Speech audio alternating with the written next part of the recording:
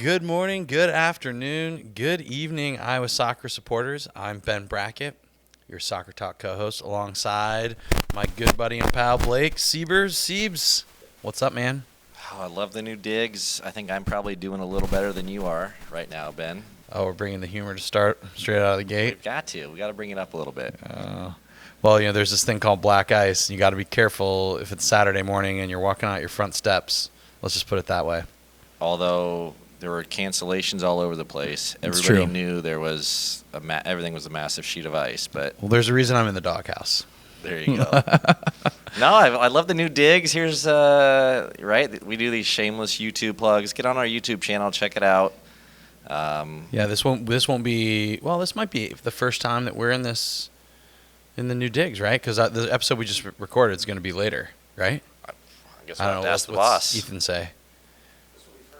Got it. This will be first. So, are we wishing people a happy 2025 right now? We absolutely are.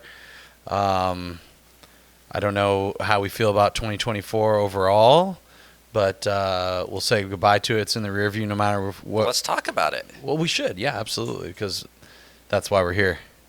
Yeah, I love a little end of season. It's in the rear view, but let's end see of what year we see. review. So what? Do we go chronologically here? I think that's the way that works. So we go January 2024, We had a great time Anaheim, baby. at Disneyland. Disneyland, yeah. Yeah, we had a little social that was super great. So it sounds like we're just going to be reviewing. It's going to be Ben's 2024 in review, all the mistakes that he made. So recently we were just talking about me slipping out my front stairs and potentially breaking a rib or something worse. I don't know. And now we're talking about 1 year ago, we went to the convention in Anaheim, and I was in charge of the social. Is anybody familiar with the Stone Brewery? It's a really good brewery, right? It's a good brewery. Yeah, it was good. If you Well, they have multiple locations, and they have one inside of Disneyland, and so you got to go through security, and you got to wait through lines, and you got to park. How far away do we park? Probably a full mile.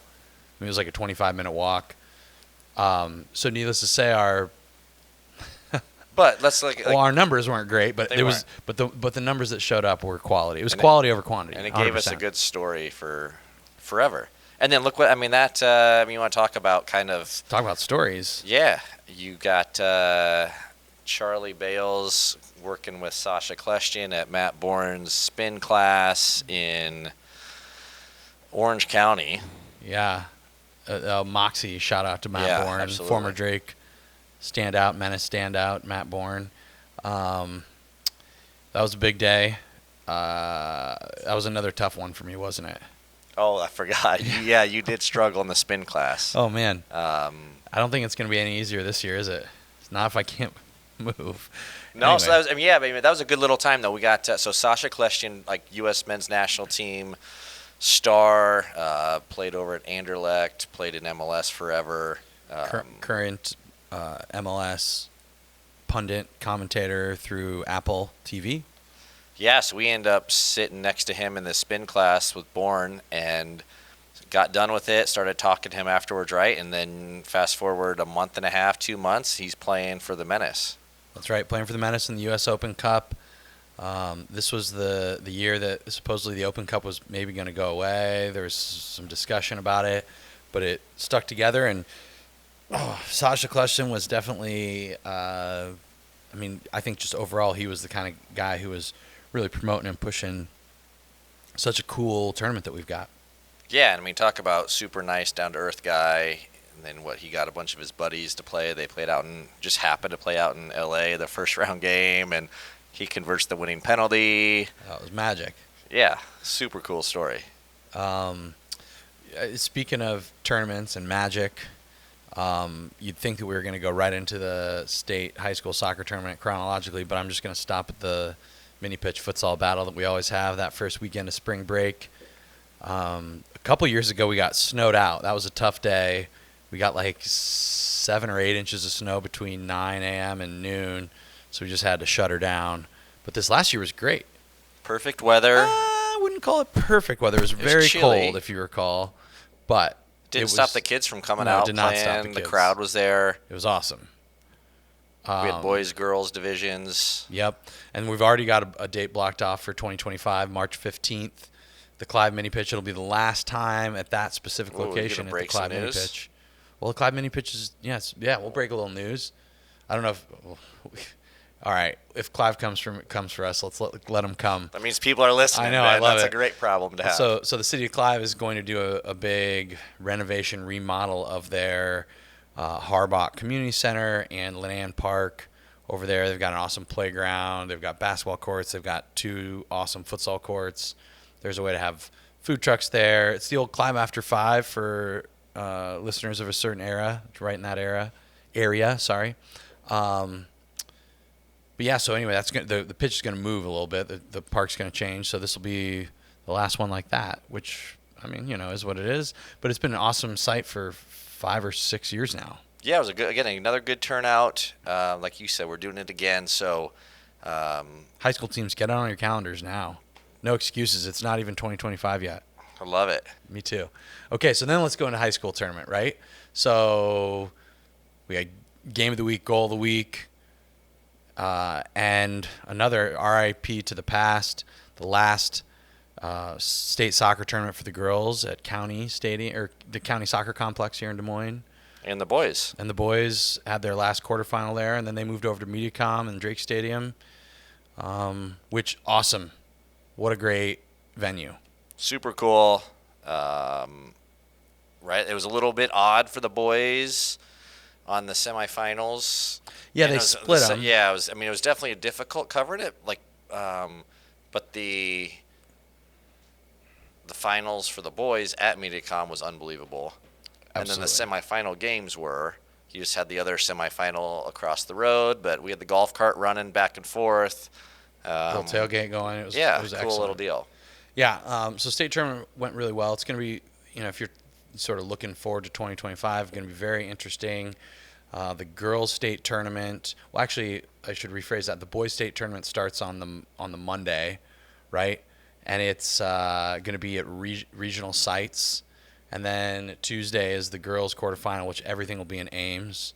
Then Wednesday is the boys' semifinal, which will be at MediaCom and Drake Stadium. Then Thursday, back up to Ames for the girls' semifinal. And then the boys' final will be on Friday at Drake Stadium and MediaCom. And then on Saturday, we go back to Ames to watch the girls play. And I believe at that point they're playing on the Iowa State Stadium.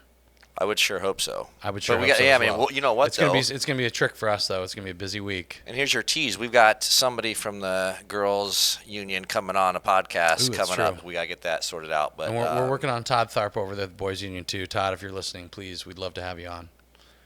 So just to review the girls, again, like you said, Ben, they were at County for all their games this year. You had Nevada coming out on top in Class 1A, and then just kind of what has become status quo, Dan James and the Fighting Phillies. Dallas Center Grimes won 2A and had a little Eastern Iowa influence with Bettendorf coming on top in girls 3A.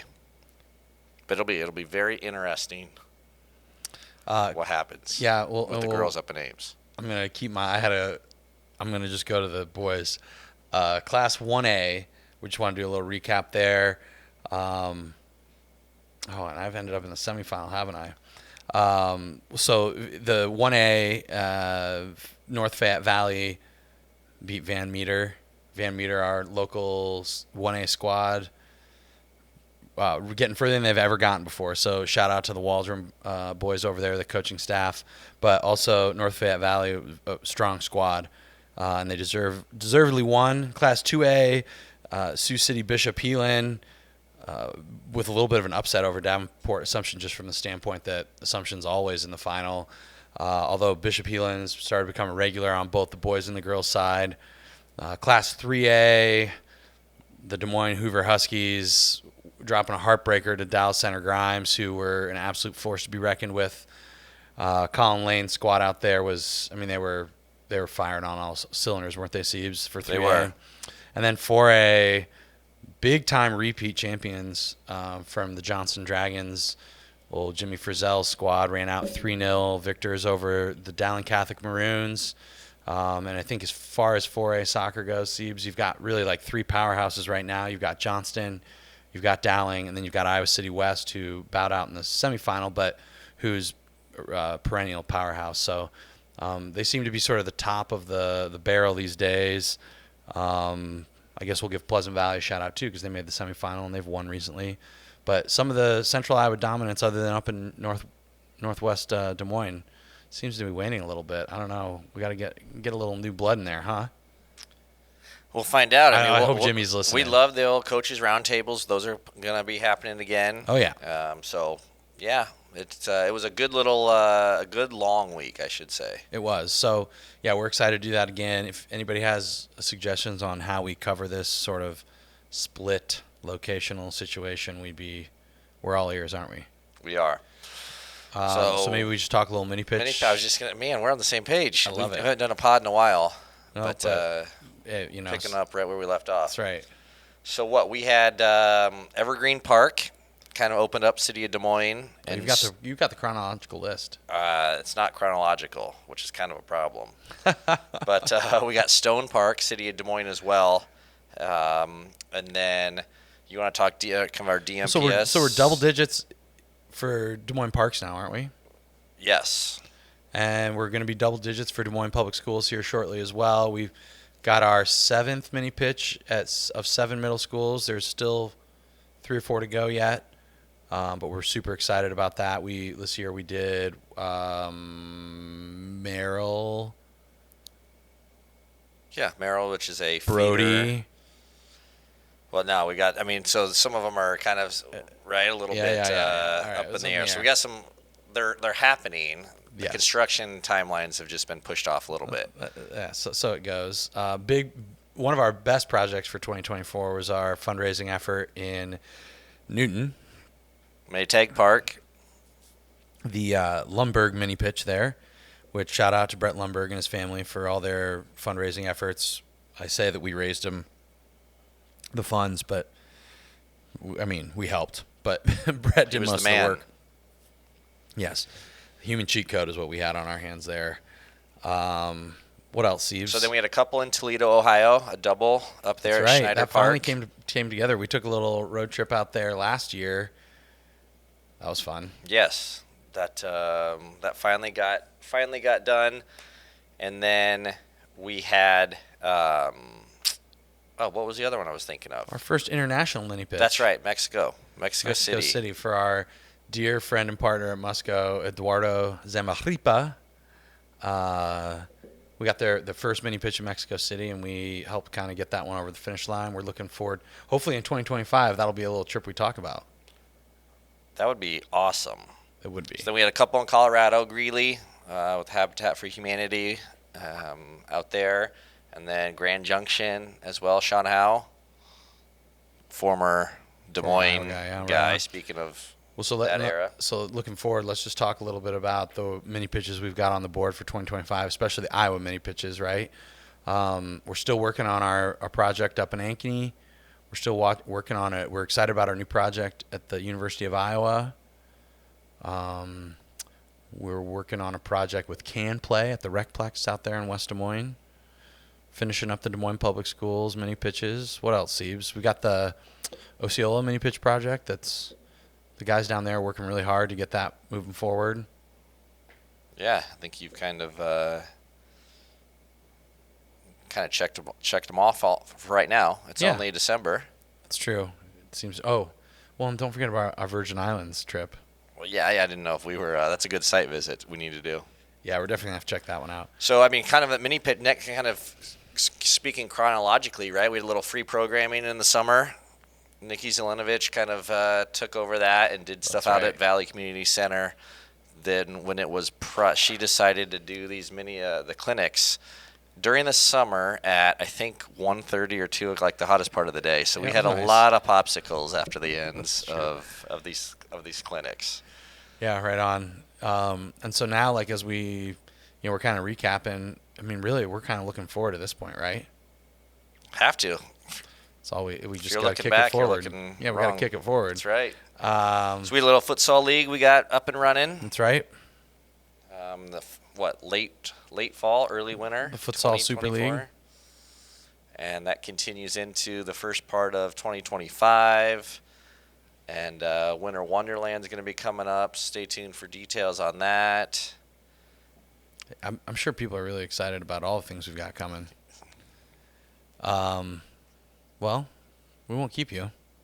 We're glad that you listened to Thanks this for all part. the supporters. Yeah, our supporters are the best supporters. Golf outing. We didn't even talk about the golf outing at That's right. The golf outing was excellent at Willow Creek.